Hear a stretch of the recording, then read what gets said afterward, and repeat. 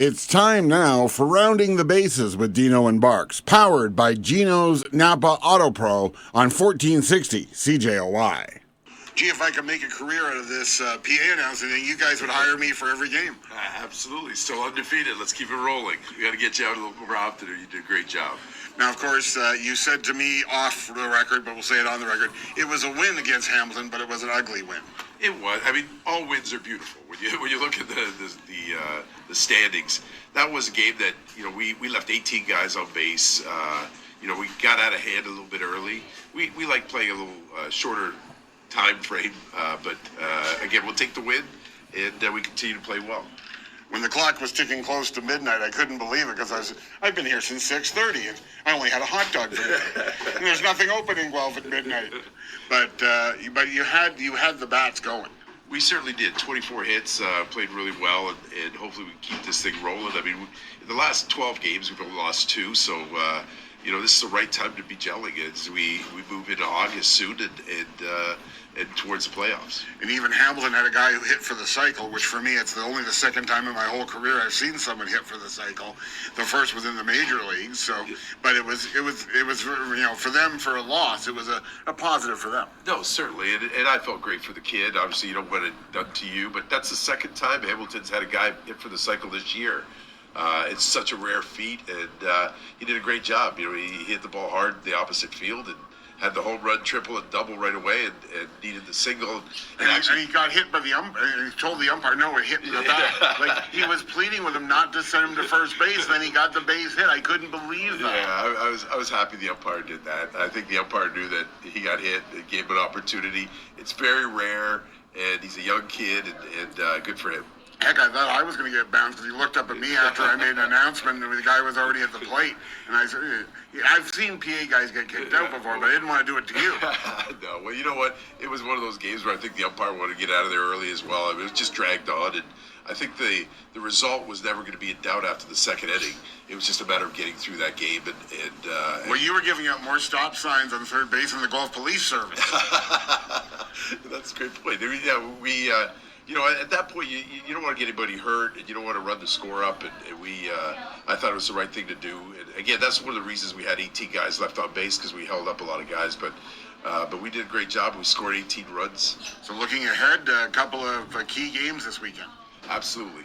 Welland in first place, 3 games ahead of us in the standings. Here's our opportunity to close the gap a little bit. We have a couple games with them left. We still want to get our goal still is to win a championship in the playoffs. But to win the pennant would be great for our fans and our ownership group.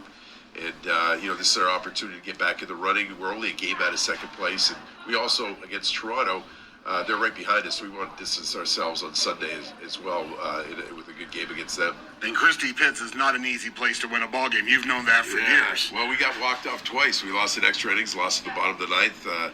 Again, we were short a lot of players, but Toronto's done a great job. They filled up their roster. They're a good team. They're scrappy. They've added a couple arms, so they're going to be a tough out on Sunday. We got to play great baseball this weekend against 2 really good teams. And it was funny seeing Claudio out in the outfield instead of on the mound on Thursday night. Well, Claudio, I keep saying it, is not only the best pitcher in the league, he's the best player in the league. He's hitting .545. Not a bad average. Not a bad average. He's one of the fastest runners in the league. But and he throws the ball 95, 96 miles an hour and leads the league in strikeouts by over 60. So, I mean, it's incredible what he's doing. And this is something that I don't think anybody's ever seen before in this league. Now, on your team, has anybody really super impressed you? Like Darius Barless, someone like that? You thought he was a good player, but he's really come through for you?